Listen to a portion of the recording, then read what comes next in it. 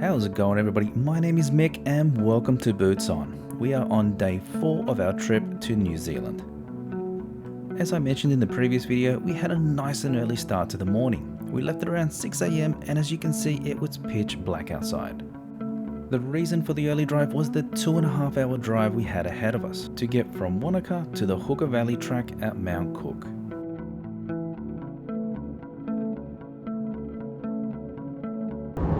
Alright, just checking in. It is now 7:16. Sunrise is getting very close. As you can see, we're actually being able to see a lot of the land now without the use of the high beams or anything like that, so we can actually see where we're going.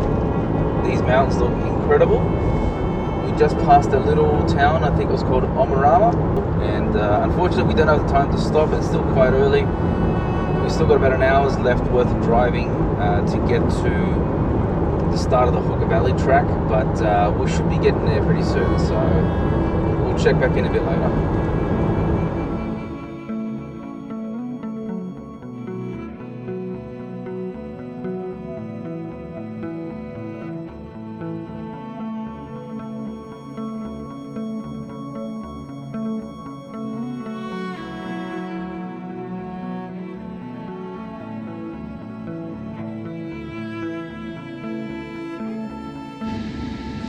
Good morning to you guys.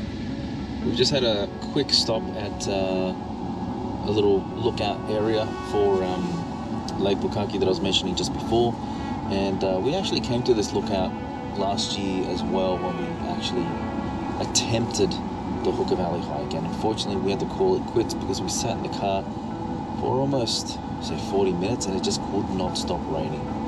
And we're not talking about the light drizzle, we're talking about the fairly substantial, between medium to heavy sort of rain. We didn't feel like taking a risk in our gear and getting it completely soaked, especially with, you know, the negative 2 to 3 degree weather, and we pulled the plug last year, but this year's looking a lot more favorable. I believe it was only about 1 degrees last year. It's about -3 this year now that we're here. Don't know how I'm going to fare, but I'm going to give it a crack anyways. But all up, not too bad. I think we've got a really good chance of getting up there. A little while to go to actually get there and see the actual conditions once we arrive. So let's hope it's still looking as good as it is now.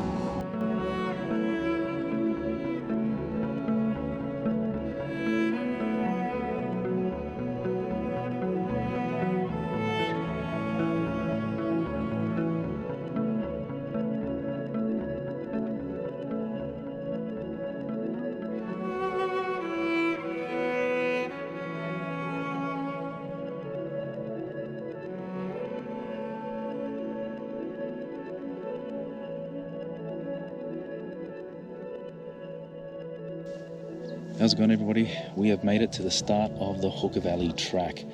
We're going to give it a crack. It should only be 5Ks there, 5Ks there, back. So all up, not too bad. And let's give it a go and see how we go. Alright, GoPro managed to turn on. It's having issues with this weather, unfortunately. Backcountry avalanche danger. Okay, let's go.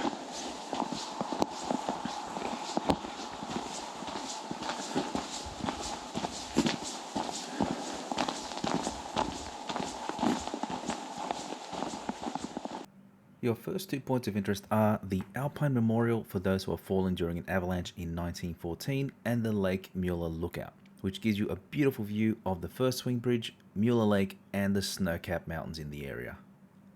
So we've reached Mueller Lookout. Now this isn't too far in and it's actually a quick little stop off the main trail. I'm talking 10-15 steps, so pretty much just off the main trail, and you get an absolutely amazing view. I nearly missed it. If it wasn't for this other bloke that said the lake's crystal clear and it isn't really moving, check it out, we probably would have missed it. So I'm glad he waved us down and said go take a look. So yeah, enjoy what we've got to see as well.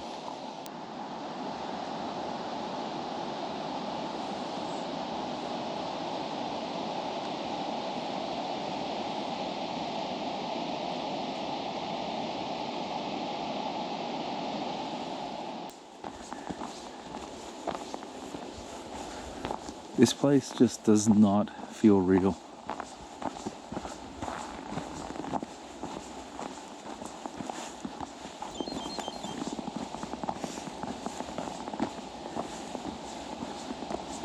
come to the first bridge that has a maximum loading of 20 people. I'm glad I'm doing this in winter. Oh, look at that. Let's get over this bridge and see what else we can see here.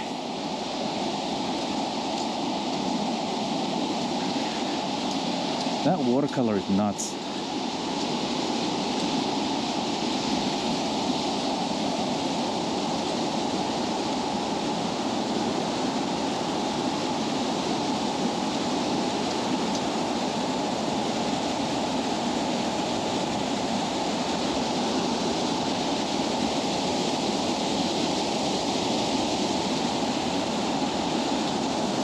Let's continue on.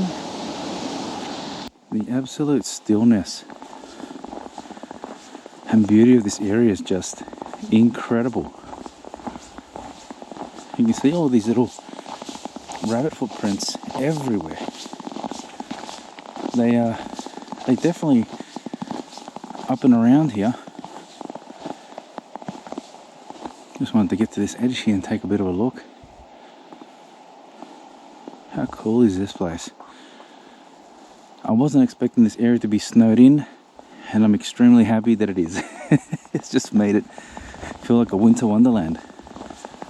As for elevation wise, it's only got 100 meters worth of elevation, so it's a very flat type of a hike. Very good to do after Roy's Peak.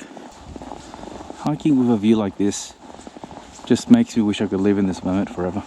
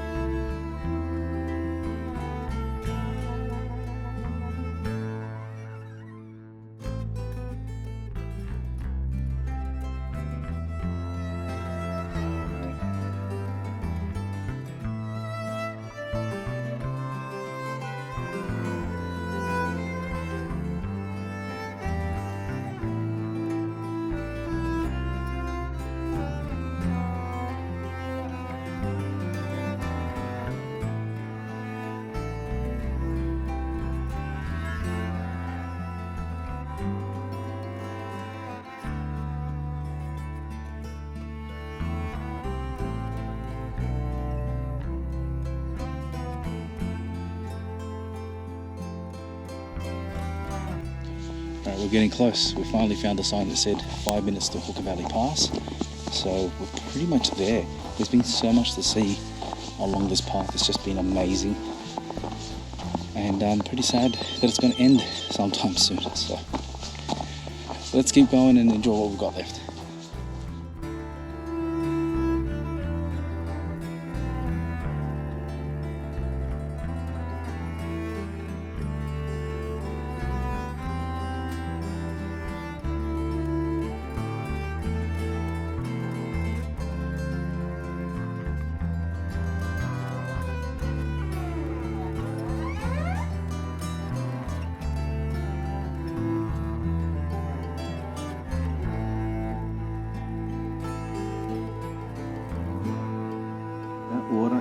beautiful.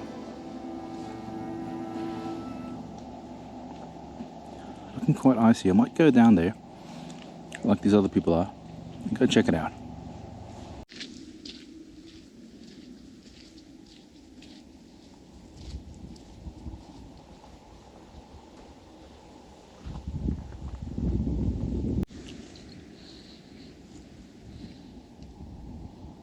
These glaciers look so cool,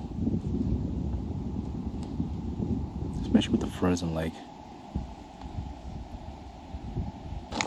It was around this point that I could hear running water, and I really wanted to find the start of the river.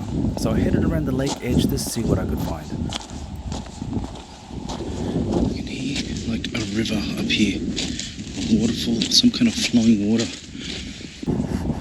No one's actually come this far. They sort of get to the lake and maybe move a little bit this way and then stop. But oh, here we go. How's that? It actually flows up through here. I thought I could hear something, but I thought it was up there. All right, this is cool. I'm suddenly renewed with energy. Gotta check this out. There we go. How cool is that? Nearly slipped. I'm good.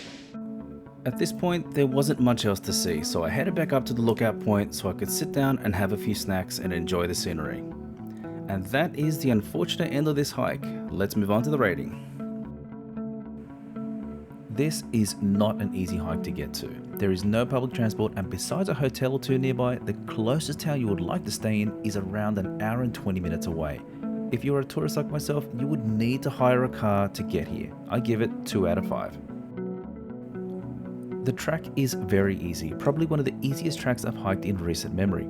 It is a hike that most people will be able to complete with little difficulty. I give it 5 out of 5. The scenery was just incredible. You will cross 3 suspension bridges with gorgeous views of the rivers, lakes and mountains. 5 out of 5 from me. Overall, I give it a 5 out of 5. A fantastic hike to do if you are in the area, even if you do not have much hiking experience. Special mentions. This is a very popular hike, even considering the difficulty to get there. I highly recommend getting there early, as this will help you avoid the bulk of the people going. Another reason is if you are going in winter, by 10 to 11 AM the snow will start melting on the track and it will form mud puddles from time to time. You should only catch a small portion of this on the way back if you go early. And that's it from me. I really enjoyed this hike and I hope you enjoyed seeing it. Hopefully I'll catch you on the next one.